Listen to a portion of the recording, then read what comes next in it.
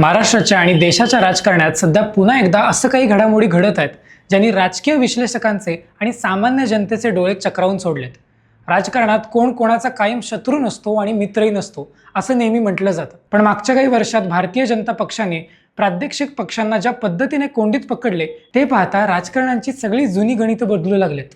आधी दिल्लीत आम आदमी पार्टीच्या मागे चौकशीचा ससेमिरा लावला गेला, गोव्यात काँग्रेस पोखरली गेली, पश्चिम बंगालमध्ये तृणमूल काँग्रेसच्या नेत्यांना लक्ष केलं गेलं आणि काही दिवसांपूर्वी महाराष्ट्रात थेट उद्धव ठाकरे यांच्या शिवसेना पक्ष फोडून सत्ता काबीज केली गेली। आता या सगळ्यानंतर देशातील राजकीय वर्तुळात अत्यंत खात्रीदायक सूत्राकडून एक मोठी बातमी येते, ती म्हणजे शिवसेना नंतर आता भाजपाची थेट नजर गेली आहे, ते म्हणजे महाराष्ट्राच्या राजकारणाचे केंद्रस्थान असलेल्या शरद पवारांच्या राष्ट्रवादी काँग्रेसकडे।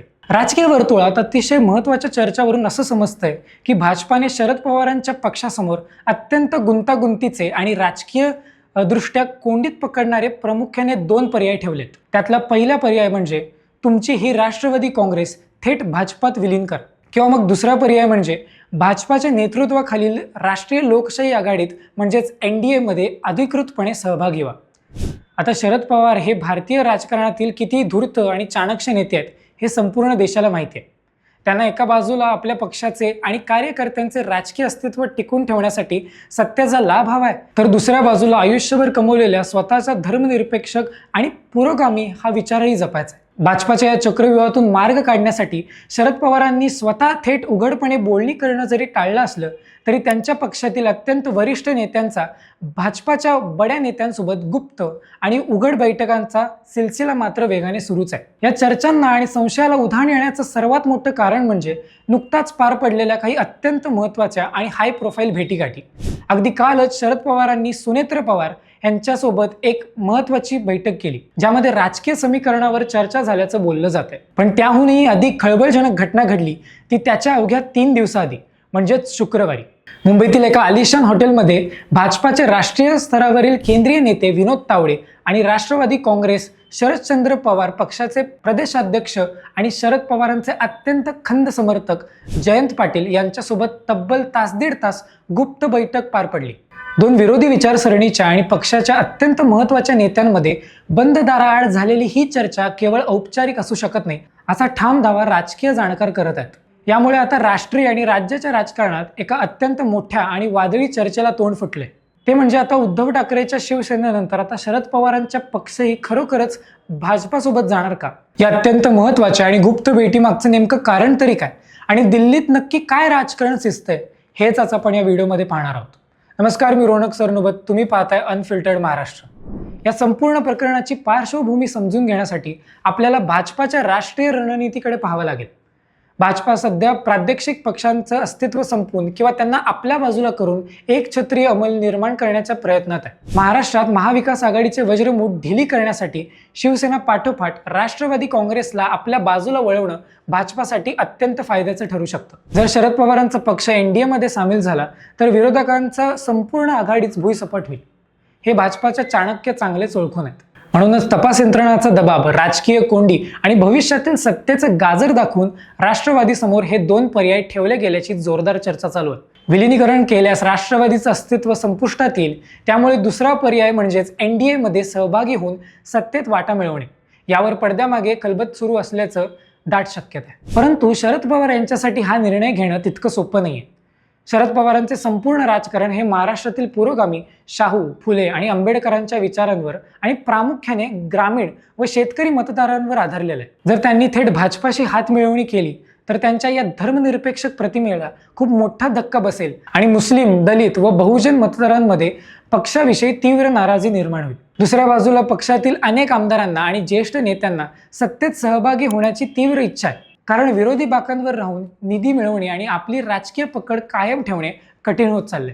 पवारांसमोर आता आपल्या या विचारसरणीला वाचवायचे की आपल्या आमदारांना आणि पक्षाला टिकवायचे, असा हा अत्यंत कठीण प्रश्न उभा राहिला। नेमकी याच कोंडीतून मार्ग काढण्यासाठी आणि मधला रस्ता शोधण्यासाठी जयंत पाटील आणि विनोद तावडे यांच्यातील एक बैठक अत्यंत महत्त्वाची मानली जाते।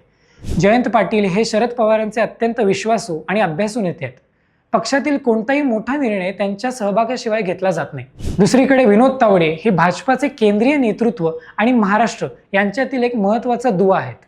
मुंबईतील हॉटेलात झालेल्या या बैठकीत केवळ वरवरची चर्चा झाली नसून आगामी राजकीय वाटचालाची, जागा वाटपाची आणि सत्तेतील संभाव्य वाट्याची प्राथमिक चाचपणी झाली असल्याचं बोललं जातं. जर थेट युती करणं शक्य नसेल तर निवडणुकांमध्ये पडद्यामागून काही तडजोड करता येईल का, किंवा केंद्रात व राज्यात काही वेगळा फॉर्म्युला राबवता येईल का, यावरही या दोन नेत्यांमध्ये खल झाल्याची चर्चा आहे. या सर्व घडामोडींवर महाविकासातील आघाडीतील इतर मित्रपक्ष म्हणजेच उद्धव ठाकरेंची शिवसेना आणि काँग्रेस अत्यंत बारीक लक्ष ठेवून आहेत. शिवसेनाने आधीच खूप मोठा फटका सहन केला असल्यामुळे ते या भेटीगाठीमध्ये अत्यंत संशयाने पाहतात.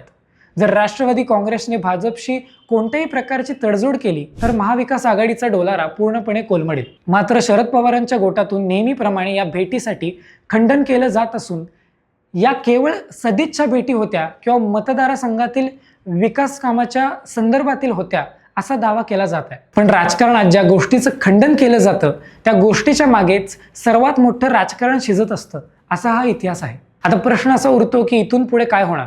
शरद पवार हे सहजासहजी आपल्या पक्षाचा धुरा किंवा विचारधारा भाजपाच्या चरणी वाहणार नाहीत. ते शेवटच्या क्षणापर्यंत आपली ताकद आणि स्वायत्तता टिकवून ठेवण्याचा प्रयत्न करतील.